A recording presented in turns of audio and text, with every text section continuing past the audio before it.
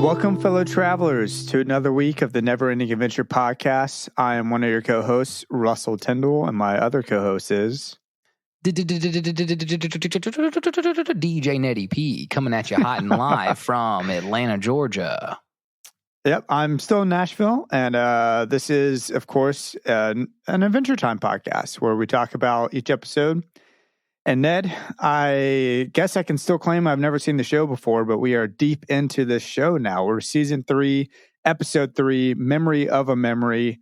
Ned is your local best friend, expert of the show. And yeah, well, here we go, man. I got a disclaimer because, I was watching through some of season 5 last week. And there's little moments and little tidbits of the show where they're just so deep cut in episodes where I was like, oh my gosh, I don't really remember this. And I was like, I hope I'm still a really legit fan. And I was like, yes, I am. No. I am a legit fan. It's a lot to take in, man. It's a lot of concept and lore. I need you to be way on top of it. I want you to be watching through the show throughout the week, every week, constantly. Binge the show once a week, and then I'll be the expert, right? Man. Well, we're recording this a little later in the day. I, very embarrassingly so, thought I was going to a concert tonight, and I was so hyped about it. I thought I was going to get to see Sting. Apparently, it's not till next week. And I was like, no, we got to go. We got to rush this. Sting's going to play. Rookie mistake. And now I'm just so lonely, Ned. I'm just so lonely. So lonely, lonely. We're gonna podcast a little bit, and you can go pop a bottle of wine, play some Nintendo Switch. I will at least say this. I do get hungies at 8 o'clock. I get hungies at 8 o'clock. Russell gets hungies at 8 o'clock, bro. I want a turkey sandwich with tomato, also pickles. So, well, do you think anybody can pick up what episode we're talking about just on that quote? Probably. It's a little bit of a deep cut, but I loved it. There's something about Ash sucks so much this episode, but he also is quotable and intriguing. He's very different than most characters that we get, just because there's just something about him. I think because he sucks so much. It's so obviously he's terrible. He's sexist. He's abusive. He's a terrible partner, the Marceline. We could just hop right into my most punchable character. I got the Rag Wizard, I knew this was coming. Dude, of course, the Rag Wizard, a.k.a. Marceline's spirit animal, a.k.a. Ash, a.k.a. Marceline's boyfriend, a.k.a. my most punchable character. Man, yeah. And it's so weird how he grabbed Finn and Jake. He just knew that they knew. He must have been stalking her too. For stalking their adventures or something. He was aware that Finn and Jake knew her and were the people to go get. But I wonder how long they've been dating for. There's a lot. I'm all over the place as far as consistencies and inconsistencies. We haven't seen him yet or heard of him mentioned at all. And yet, for the memories to be erased and then Finn and Jake to still be in Marceline's memories, it must have been only deleting that specific memory of the breakup, which must have happened very, very recently. I don't know, man. I still feel I do notice that Ash is still in the same house. When they're in their relationship and when the breakup happens, they are in that same shack house that they broke up in that they go to when she forgets the memory. So I was I didn't even consider that being a period close to that. But he's also obviously some kind of wizard. To some degree. He's a wizard, but is he part demon? That's kind of what I'm thinking. That was my other wondering, is that if he is part demon and that's how they got together or got connected. But Marceline doesn't have wizard powers like that. She's got her demon and her vampire powers combined, and he's definitely on the scope of like, look at my magic wand, look at my like basket of he's a wizard for sure. Glitter dust, but he doesn't display. I mean, and I do think that I guess the demon mentality is like sucking souls and immortality. So if it was long, and that's probably why I was like, it's a little hard to pin the time frame. If he is a demon and immortality is in the picture, then it really could have just been any time at all, I don't think he's a vampire, right? He doesn't have any bite marks on his neck. Doesn't have the bite marks. Yeah, he just has pointy ears and similar skin tones to her. And that's kind of why I was thinking he might be a demon, because what we see with Marceline in this episode, and we'll get to a little bit later on, is it seems to me as though she was bit to become a vampire. She wasn't born a vampire, but she is the daughter of what is his face? Hudson Abadir. Hudson Abadir, the demon, the ruler of the Nightosphere. But let's start this episode out with, like, we're kind of already talking about it, Ned. I've got a new segment, I guess, called Compliment and Complaint. Another segment. Okay. Whatever. There's always segments. It's only going to be segments at this point. The whole show segments. Compliment and Complaint.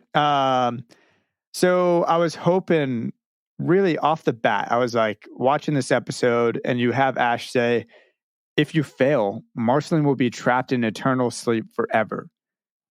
And my mind went, why? Like, why has it got to be eternal? Why has it got to be a forever situation? Why can't we just have like a deep, like serious situation that doesn't have to be like all or nothing? And I really enjoyed the way that the writers even threw me off. And they said, oh, just kidding. Like, you're not really saving her from an eternal sleep. Like, you're just trying to erase this memory, whatever. And she has a sleep spell cast upon her. So I love that. I thought that was really cool. It felt more meaningful. And they end up saving her from a terrible relationship. Yeah. It takes like an adventure and takes it from something that's just like, and this is, I think, what Adventure Time does a really good job at, is taking adventures with your friends and their relationships and how you go about your daily life. And it goes from saving Marceline's life into saving Marceline from a douchebag, essentially. And that's the adventure. And it's more like, literally, Finn and Jake have ridiculous adventures, that super dungeons, super lich, super mega explosions, all the way down to like tree trunks in the forest, Marceline in her house, imagination time in the treehouse, like that is adventures on its own. And so I think that, like, maybe as like, we're in not in the middle, but we are past the start of season 3. You said we're in it now. We're in the girth of where it starts to get good. And the girth, jeez. Jeez. You said girth. Honestly, a lot of these Adventure Time episodes that just do this, and it's more about building characters and adventuring with friends, and like, pretty much, I mean, they learn a lot about Marceline in this episode. And you can only imagine that Finn and Jake. A lot. Yeah, well, you can only imagine that Finn and Jake are like closer to her after realizing she'd never shared anything about this past relationship. So it was obviously a very sensitive topic for Marceline in general, Yeah, they didn't even recognize Ash. They didn't know who he was. Yeah, well, I had a question. My complaint. Well, hold on. Let me finish my segments. You had your complaint segment on segments, baby. Okay. My complaints is that you can never trust the first character in Adventure Time. Is kind of what I'm starting to pick up on, this pattern of whoever they introduce first is the bad guy off the bat, and that gets a little old, in my opinion. I'm getting a little tired of that. Also, the M. Night Shyamalan-esque reveal. Yeah. I also think he would have to explain to her why he put her to sleep, because, as I mentioned earlier, all her memories weren't erased. It was only the breakup, and that's a little weird. That's to me. Literally what I was about to say. Was it doesn't hold consistency unless I'm just not understanding dreams and memories correctly. So if he took away the memory of them breaking up, wouldn't she still remember all of the times that she was single post breakup? And like, wouldn't there be residual memories of being But that's why I single? don't And think she was single for long. I think this was a recent breakup. interesting. That's a great, no, that's, I mean, the more I really dig into it, like it could be something on more on the reason. But no, but at the same time, they started dating together when they were moving into Finn and Jake's treehouse, Could be a which long means that it relationship. could have been a long relationship. She could have been dating somebody this whole entire time, and which means that I don't know. But then She dealt maybe, with it. yeah, maybe you're right. She dealt with an asshole for a long time. So like I don't know. If they get rid of the they broke up thing, then in her mind, she's just like, oh, he's been gone forever. You're finally back. It's been 1,000 years. Where have you been, dude? That's kind of weird. I don't know. Well, it's tough because like also like Marceline's nonchalant like personality doesn't align with who she was probably in the height of her relationship with Ash. You know, like she seems a little bit more like, I don't know what you'd call it, subdued, or a little bit less like confrontational when she's I think with that's Ash. the nature of the relationship. He's done that to her over time. That's something he's probably broken her down and gotten to her core. I agree with that. That plays into my theoretically speaking a little bit that I'll get into later on as well. I mean, I think she probably, given her birth and her childhood, she relies on people, and she's probably easily hurt and can feel betrayed. I mean, I don't know. I've never seen the rest of the show, but I would imagine that if someone does something to her, it would cut really deep because of her childhood. That's what I was about to ask you. Is we are getting into this is the first time we see like baby Marceline at all, and I mean, I can go forever about Marceline's whole story. There would only be spoilers on that road, so I wanted to like stop for a moment, look at this episode and be like, dude, this is like the first time we see Marceline as a younger girl, non-vampire bites. Like, notice that she did not have vampire bites as a child. Still has pointy ears and all that stuff, of course. So how does that make you like there's so much Marceline lore in this that we're really like, this is probably one of the biggest canon episodes that we've dove into right now. You know what I mean? I love this episode. I thought this episode was super cool. I love the introduction to child Marceline, where she comes in, they're inside of Marceline's dreams, right? And she has this Rue from Hunger Games kind of tree climbing abilities. She's clearly adapted to the situation that she's in. It seems like it's right during or maybe post the Great Mushroom War of some sort, right? You see buildings on fire still presently. Mm-hmm. And she's by herself. She has one string and her best friend, Hambo, the little doll. And she gives the string to him and sacrifices one of the buttons on her overalls to mend his eye or his missing eye. And I think that says so much about Marceline and her character. And also, she's there by herself. She's clearly neglected by her father, perhaps an orphan entirely at this point. Like, you want me to just go ahead and say my theoretically speaking? Well, I'll get it, and I'm going to rebuttal, obviously. Okay. My theoretically speaking for this episode, I believe that Marceline's mother died during the Great Mushroom War. I think this forced Marcy to fend for herself. And I'm guessing because of this, because she is related to the demon, the ruler of the Night of Sphere, she probably has a really high constitution, kind of below the D&D side of things, as a result of all that. And I think it gives her a sort of resilience to the war and any nuclear fallout as well. And so my theory is essentially that her mother died during the war, and somewhere along the way, she was bit to live forever. Maybe someone found her and cared for her or something and was a vampire. I'm not sure. That's a great, well, I would say of all your theoretically speakings, that is been pretty much the most spot on, like so far. Hell yeah. I got some more to say about it. What I can say about this episode in particular, and with some spoiler drops here. Spoiler drop. Yeah, Michael, thank you for the soundbite. Marcy is seen with Hambo, who's already a little like beaten up, got an eye torn off. We do see in a later episode when Marcy gets Hambo for the first time. And Hambo is actually an important part when it comes to the Sky Witch episodes. This is actually like, I love this is like thrown in there randomly, but like that's actually pretty much an important part to a future episode.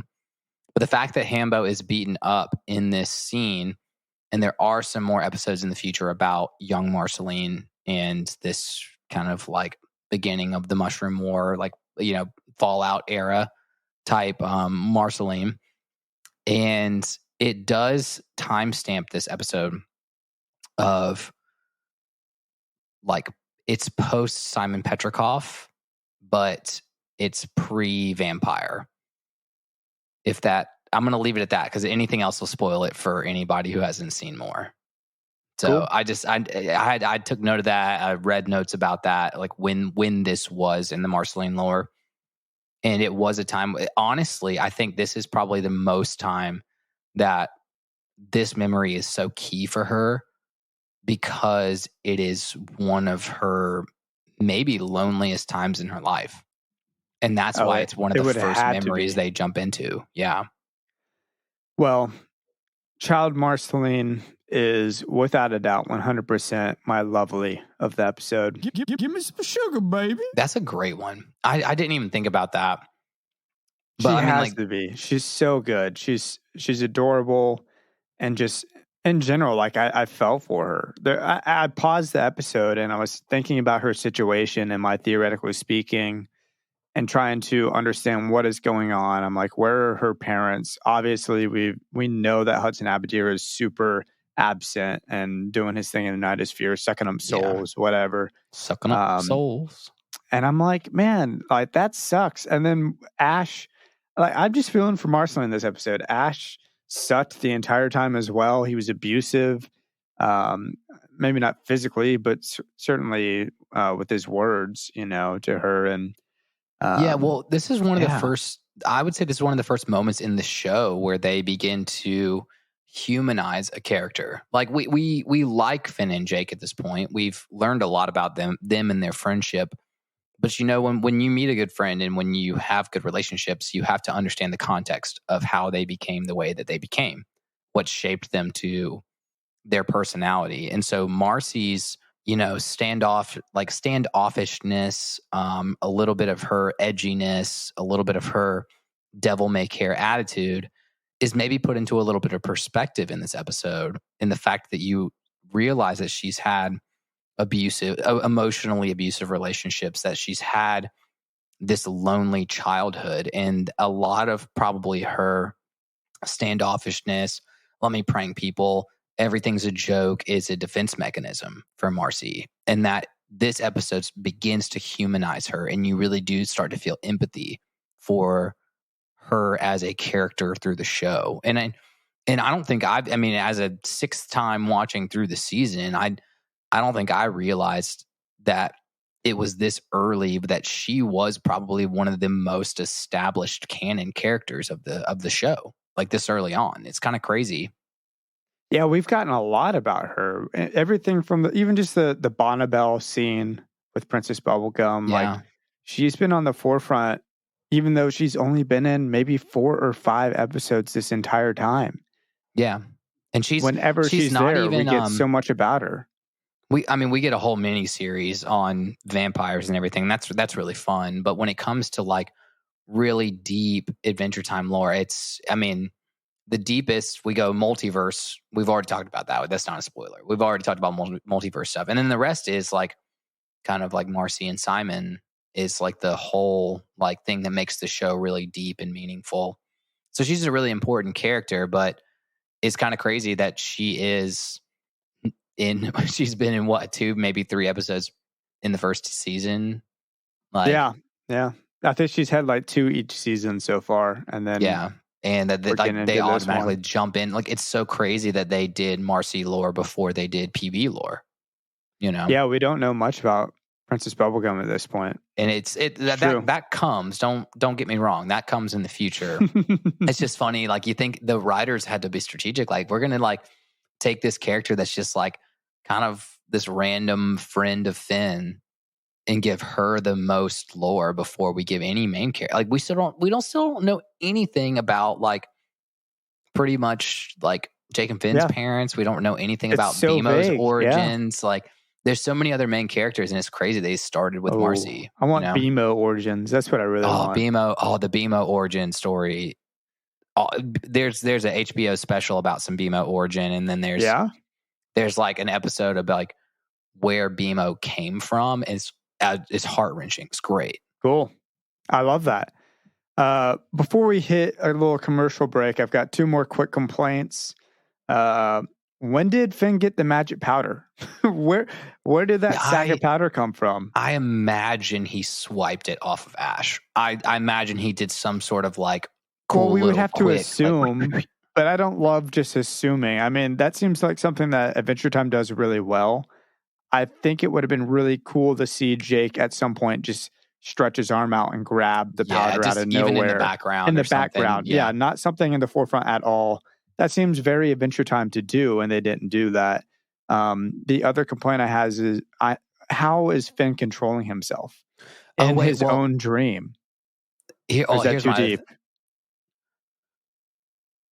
Yeah, no, you're right on both those points. I'd say maybe the rebuttal to the first point is the fact that Finn got sleeping powder from Ash to go into her dream originally, and like he was given the sack to sprinkle it on their head. Maybe he still had the sack maybe from that first time they went to the dream. I might be being dumb. Okay. No. You're right. It made me think for a second too. Didn't even think about that. Well, then how's Finn control himself in his own dream? What's up with that? That's not how this works. I think that goes into some more, let's talk about the movie Inception, and we can leave that for after the break. Or just someone else do it. All right, or just someone else do it. We'll talk to y'all after the commercial break. Oh, my land. Hiya, folks. Starchy here. Been working on something special to share with all you travelers. If you need a little enhancing to your necromancing, a little fire in your shire, come on down to my magic shack near the graveyard and pick up a wand of your choosing. This week's special, cherry blossom wands. They're only half off, and they won't bloom for another year, so you better get them now. You can turn your mother-in-law into a cake, or you can turn your desserts into your beloved family members. Whatever you want. Only cost a few schmeckles, or trade in of equal or greater value. No more teddy bears, please. We don't take that no more. Take care now. This has been Starchy. How y'all doing, folks? We're back. Ned, I think it's time for a night out on the town. At my place. Night out on the town. I was watching this with Jackie beforehand, and I was like, oh my gosh, that's like the funniest line of the episode. It's pretty good, but I hate the follow-up to that. I'm going to go freshen up, and Ash says, that's a relief. Oh. That's a relief. Yeah, no, they did do a good job of establishing him as like utter douchebag, you know? Yeah, I have in my notes, I love this. Hungies. So they're in the treehouse, and I wrote, he just sucks. Look at him with his stupid snow-colored hair and that stupid cool black outfit.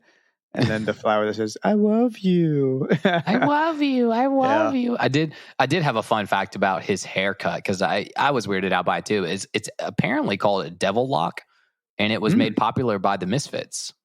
Oh, no way. So it is like a punk rock thing. It is like it has some lore and canon even behind his like weird old haircut, you know. I'm almost embarrassed to not really even know that reference. I'm a big punk rock fan, or punk rock fan maybe, but I love some classic punk rock, but the Misfits, they never did it for me.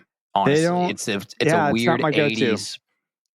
Punk had a weird 80s phase, in my opinion. Just like if you listen to punk from the 80s, it's just really weird. It's like it's not the kind of like 90s punk that's the like grungy, a little poppier, mohawk. It's a little poppier. Misfits is not even poppy. 90s is more poppy. Like 90s punk is more poppy for sure. Well, it's like the 70s ended and the 80s were like, we're going to try really hard. It's almost more like metal in the 80s, just a little bit more like metal.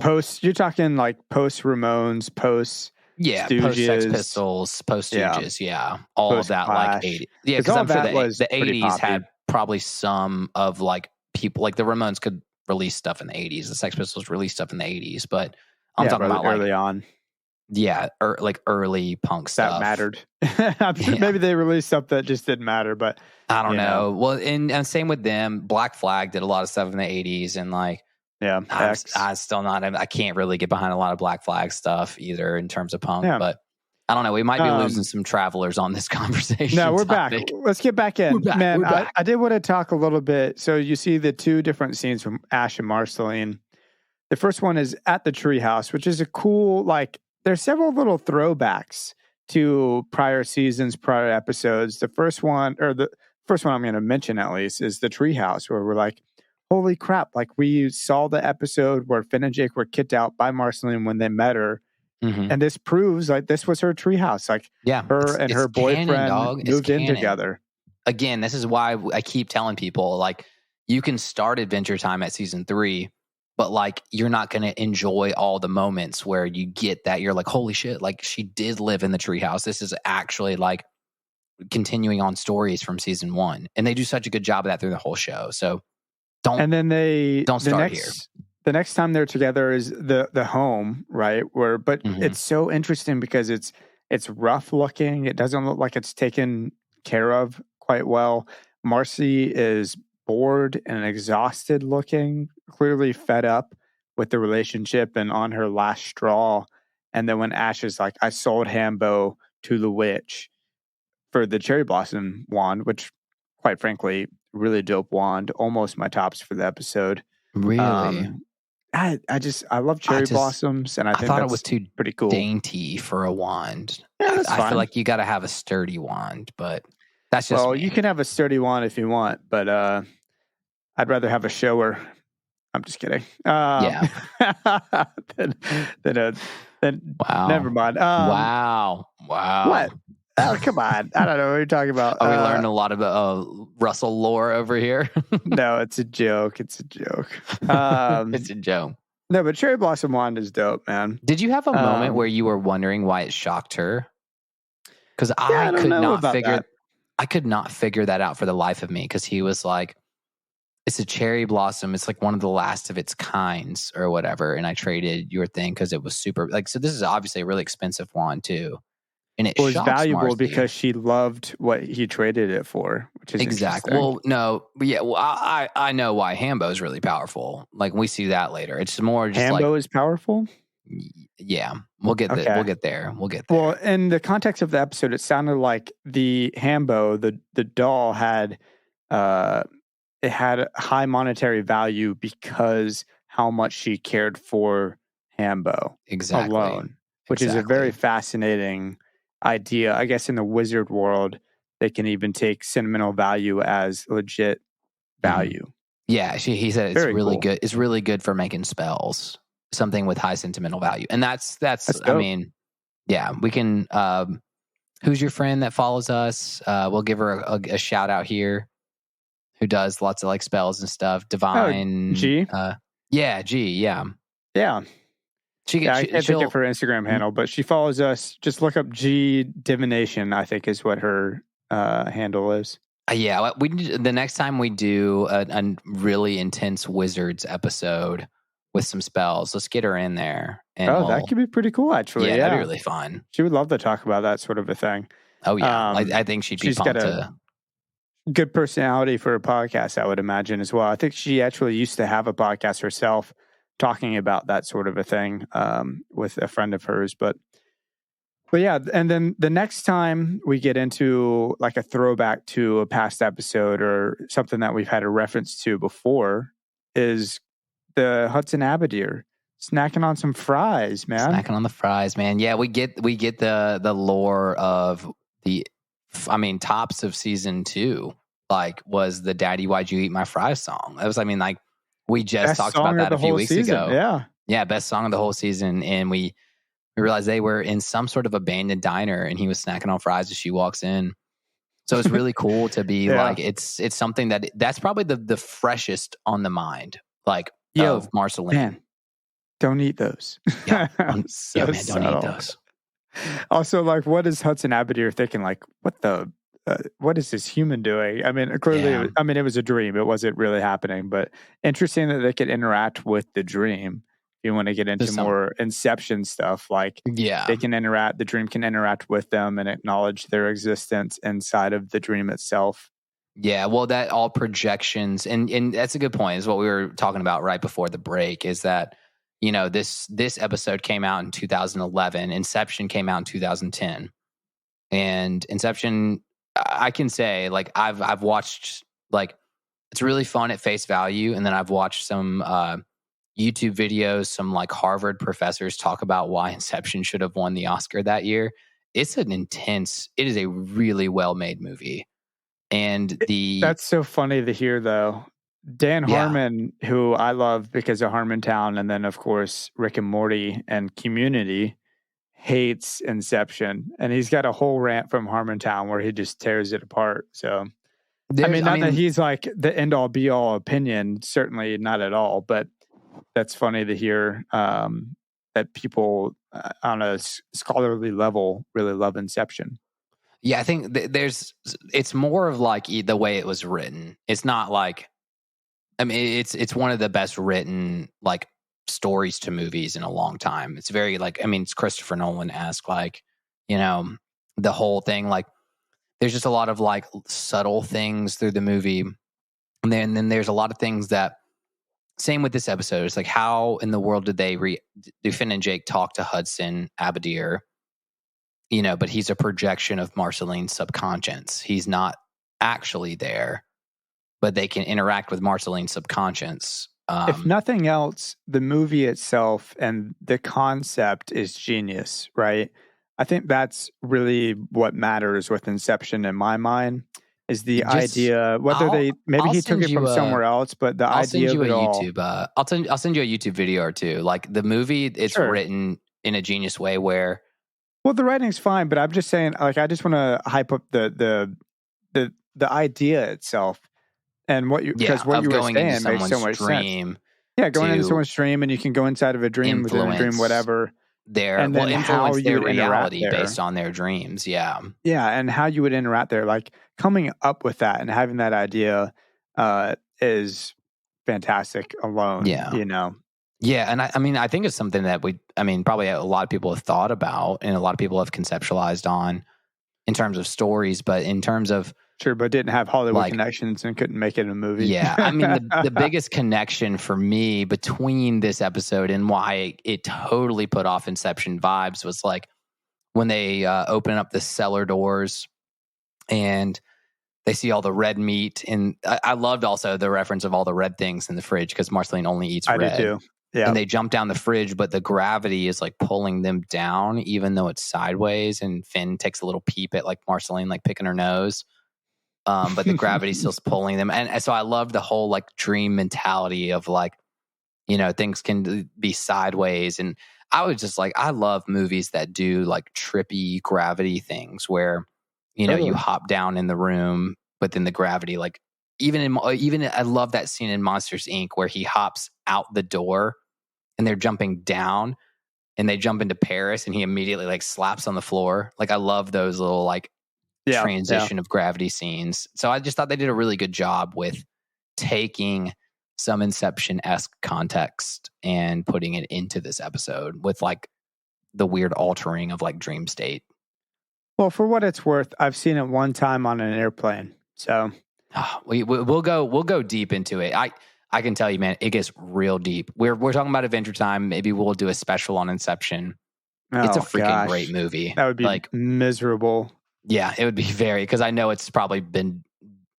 Well, it's been done 100 times, and then also the preparation in order to do an episode for something like Inception. I don't even want to think about that. Yeah, I don't want to do that. We're not going to do that. We're not going to do it. We'll leave it at that. Just go watch Inception. Go watch. There's a Harvard professor that does he wrote a book called Why Inception Should Have Won an Oscar. All right, I'll send you the Dan Harmon YouTube video of him making fun of it then. Oh no, yeah. No, I could honestly make fun of it too. It's here and there. It's here and there. Yeah. Either way, used wonderfully in this episode. I thought it played out really well. And this has got to be one of my top episodes thus far. Yeah, it's of the whole series. Of the whole series. It's not number 3, 2, or 1, but it's up in the top 10 probably.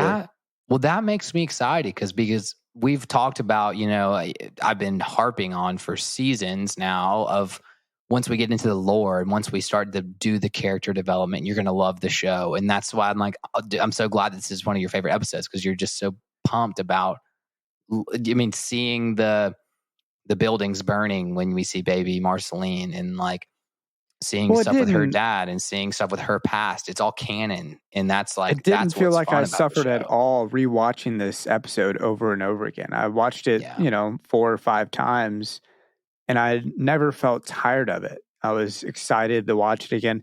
Here's what I'll say though, travelers, don't hold it against me if it's not in my top 3 for this season. Maybe there's other great episodes. And if it's not in my top 10 of all time, whenever we go back and we look at the entire series, I apologize. But at the moment right now, after sitting with this episode for a week, really enjoyed it. I'm super about it. Yes. I'm looking through season 3. It has a potential to hold up as one of your top 5 easily. I think so. I think the end of season 3 holds up for me as my top. So I'm gonna rewatch it with my more analytical mindset right now and see if this one makes it in top 5. But definitely the best of the first 3 for season 3 we've gotten so far. Here's what I'll say though. It had probably one of the highest tops for me this show has yet to have. Give it to me, baby. The Baby Finn song. Baby Finn song. Easily, I've seen the memes. I knew what it was. I've watched it on YouTube. The context, but I haven't experienced it in the context, and it made it so much better. And it's so funny knowing Marceline to the degree that we do, even though we've only seen it for 4 episodes or 5 episodes. She loves to embarrass Finn. Crack. Yeah, she gets a crack out of it. She's like logging that away to like give Finn hell at some point. And that's why when Finn walks up around the corner, and he's like, he shuts the door real quick. The way he glances in there, it just doesn't even acknowledge what's going on. It's so funny. It's definitely, I'd say this is like, in terms of funny moments, like this is my tops of funny. Like it took a lot of context to realize who Marceline was, who Finn was, how he's embarrassed, how Marceline and Finn react around each other, flirty, but not in a relationship. And him just being like, yeah, no, we're not going to talk about that. I freaking love that moment. He's a buff baby. I'm a buff baby that can dance like a man. It's so, and so I love seeing, I'm a punch on your buns. Besides Boom Boom Mountain, this is the second instance where we get Finn in tiny tidy whities or whatever he was at that phase. And I love seeing like, let's call it 3-year-old Finn talking about beating evil witches. So like this from the get-go, he's got that mentality of adventuring and defeating evil was ingrained in him as a baby. I love it. Yeah, he's just so weirdly pure. It's weirdly pure. Yeah, it's like he doesn't always make perfect decisions. He's no like Jesus figure or whatever, right? Or doesn't sin or whatever. But he certainly seems to have a really pure intent with everything that he does, which is very fascinating. He'll punch you your buns. He'll punch you your buns. He'll just punch you for fun or whatever. I'm gonna punch you your buns. So funny, dude. Were they? Fun. And they mentioned that they were in his house, his childhood home, right? So that was Joshua and Margaret's house. Yeah. So when we get into that hallway scene, you do see all these pictures of Margaret on the wall, and she's holding like a baby Jake. And you can see them. There's like another picture that has like a bunch of little dogs around. So you see their family. And I do realize that there's no pictures of Finn on the wall. So I don't know if there's no point in the show that does put Finn as a sort of black sheep of the family at all. That Finn's really accepted into that family. But I did think it was a funny thing to note that there was no Finn pictures on the wall. He may have been a new addition. Yeah, I wonder about that. He's definitely not a Harry Potter. He was definitely Boom Boom Baby on a leaf when he was in their home. Oh, that's right. When they found, because they did find him that episode. Interesting. I mean, that would have been. We could have probably given this 2 years after that. Like I said, if he was 1 year old, then he's probably 3 years old in this. Yeah, scene, where are the Finn photos? Yeah, that's what I'm saying. I was like, I was missing out on Margaret being like, they just should have had a picture on the wall that was like a Jake and a Finn and like Margaret and Joshua, like in a picture, like a little, and Jerome too, obviously. But does Jake only have one brother, or does Jake have more siblings? That's a funny thing I did read as a fact in the show, is that one of these pictures, it's very faded in the background. You see a bunch of like puppies running around. But in Adventure Time lore, Jerome is the only other brother. Okay, cool. So it's just them. Finn gives Marceline, let's see, her memory and his memory of her memory and his memory. What is it? Gives her his memory of her memory and his memory. That's what it is. Yeah. So hard to say. It's a very complicated way to put it. He has a memory. Yeah. That's why the episode's called Memory of a Memory. Of a memory, yeah. Yeah. But I think that's genius. Great. I don't know. It's so funny when, talking about how complicated dream like episodes can get, aka Inception, how complicated you can get with that Finn pulls that out of his hat, like without even thinking. I think that's a genius move of being like, I have a memory of stealing your memory of this memory. Super smart. And yeah. he can give it back to her via that way, which I think is such a smart move. I still complain a little bit about the fact that he can control himself within her memory. I don't know. Was that in Inception? I don't think that's a thing in Inception, is it? No, it is. Is it? No. I don't know. No, not per se, because they go into people's dreams, but they don't interact with those people. Yeah. Yeah, they don't interact with people. I mean, you can have your own dream, but most of the time that person is dreaming. I think maybe this one, if I were to give Finn credit, it's the fact that he puts a different type of sleeping powder on him, where Ash cursed Marceline into a sleep. And Finn willingly went into his own sleep with maybe a different sleeping powder, maybe that's the only thing I can maybe give it a credit for. Maybe. But yeah, it's a slight inconsistency for sure. Man, you know what just hit me while we were talking? What? How dumb I am about the Sting concert. I'm sorry, y'all. My mind is, I'm so distracted in my mind thinking about you're looking at the clock, being like, I'm going to be late for Sting. I'm going out of town early tomorrow morning, and me and Allie have been trying to plan out where we're going to leave from, how we're going to do this whole night. She almost drove up to Nashville just to go to this concert that didn't happen tonight. Yeah, so stupid. Speaking of stupid, though, Ash. He sucks. Yeah, that final scene when he's like, "Get back in the kitchen," bro. Yeah, I think so bad. I think they had to throw that scene in because Ash was edgy up until this point, and he was trying to win Marceline back, and in a very sleazy way. But at that point, they had never established that Ash was a bad person. They'd only established that Ash tricked them into it, and we really needed to see that Ash was why they broke up. Well, especially if at the end of the episode they're going to NFL Blitz 2001 him to death. The constant diving on top of him and punching him and kicking him when he's down. I actually had a hilarious, and correct me if I'm wrong, because Marceline just walks up to Ash, just kicks him straight in the nuts. Right in the nuts. I was like, we've had so many fart jokes and kind of childish jokes that what was one of the funniest things as a sixth grader to you? Being like, oh, you got hit in the nuts. Oh yeah. I had so a friend funny as a kid. That was his go-to thing was to kick people in the nuts. So, oh yeah. A little nut tap. He might not have been a friend. No, he was a friend. Most of the times.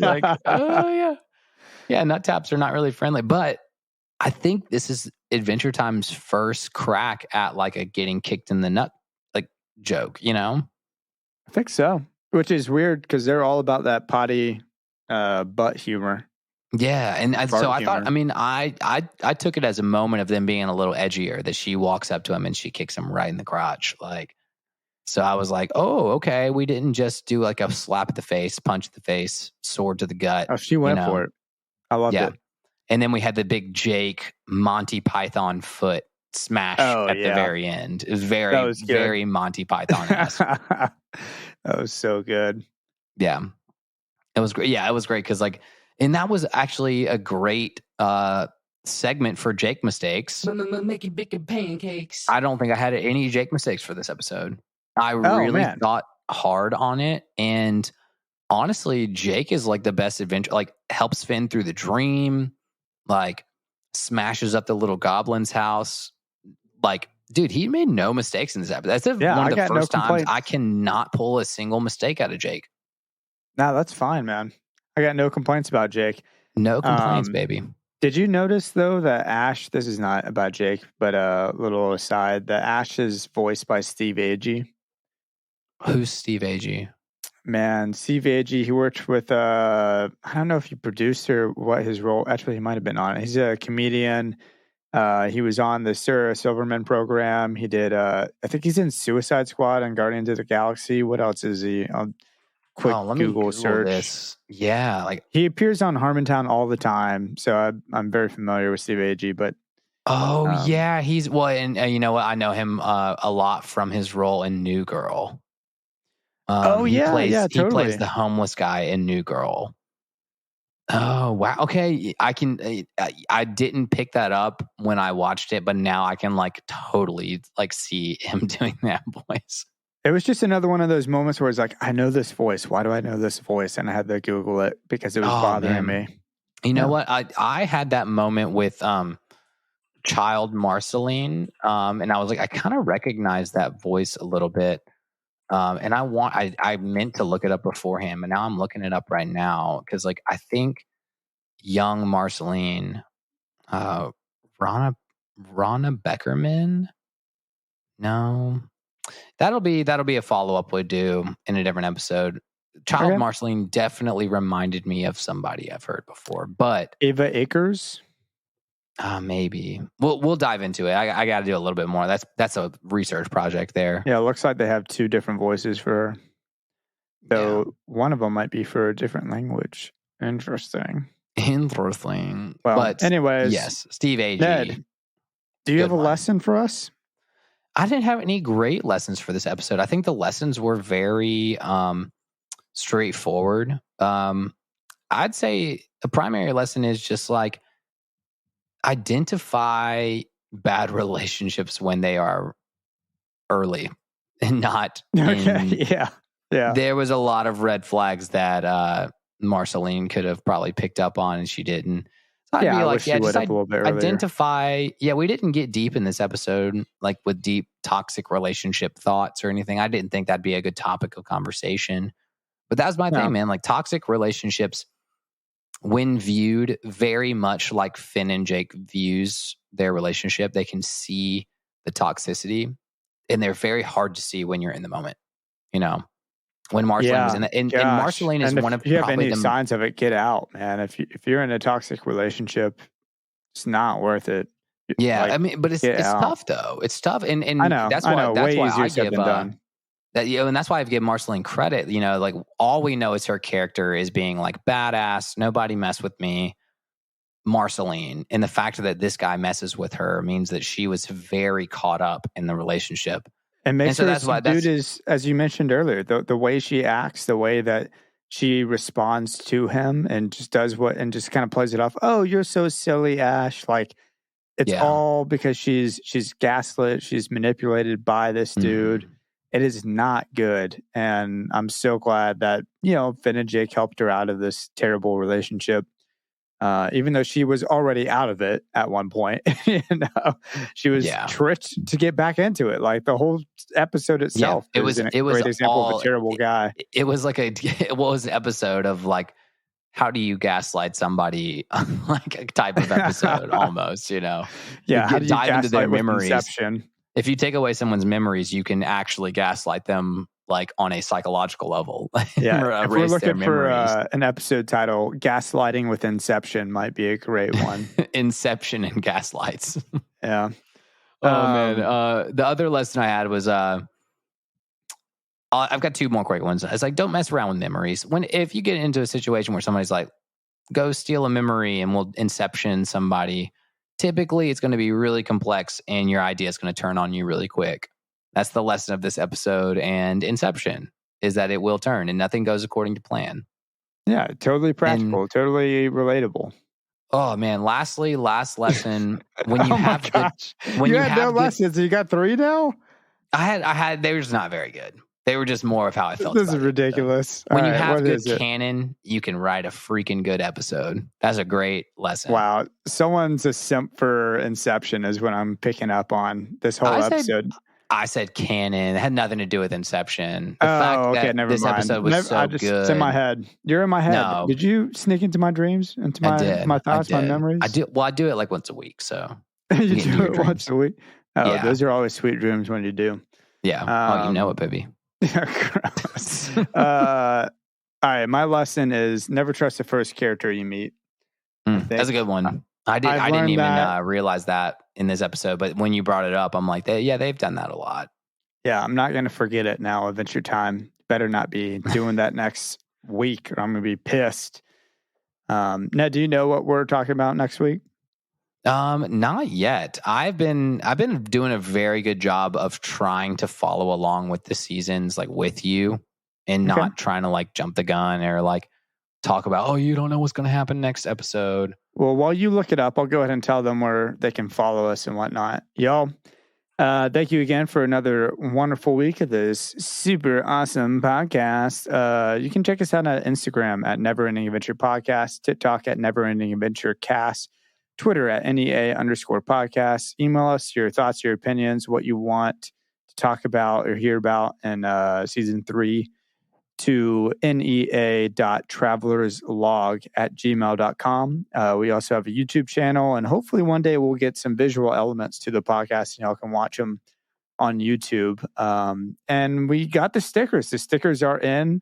They will be shipping out. If you send us a review or reviewed us on Apple Podcasts and your address, but do that on a DM or email. Don't do that on a comment somewhere or on your. Don't put that in your review. Yeah, don't dox yourself. Don't do it on your review yourself. Though that would be a funny review if it's on Apple Podcasts. It's just an awesome address. Review. Be like, this podcast sucks, but I want a sticker. Yeah, we'll send you a Here's sticker. My address. Just let us know you did it. Send us a screenshot or whatever, and we'll get you a sticker. They're going out. Really they're going to start going out this week for the stickers, which means that this episode mine. comes out maybe 4 weeks ahead of when we recorded it. So hopefully all you fans have some stickers out there. Hopefully some people share it on your socials. Do whatever you can do with the sticker. Share it with your friends. Maybe I'll probably send 2 stickers to everybody just so you can have one and share one. Yeah, I love that. I mean, we have plenty. Well, check us out every Tuesday. Talking about Adventure Time, and we'll be back next week. Ned, what are we talking about? Yeah, we're talking about Hitman. It is a great, honestly, I'm so excited to talk about next week. It's the best Ice King episode we've had up until this point. Okay. For sure. Wow. Like, and if you, because we talked about when Ice King was macking on all the ladies last season. This is such a great Ice King episode. It's so funny. So I'm very excited. Will Ice King redeem himself? Will Russell cure his hungies? Will he make it to the Sting concert? Will Ned Pruitt move back to Nashville? Find out next week on the Never Ending Adventure podcast. Party forever. Oh, man. I love the new guys.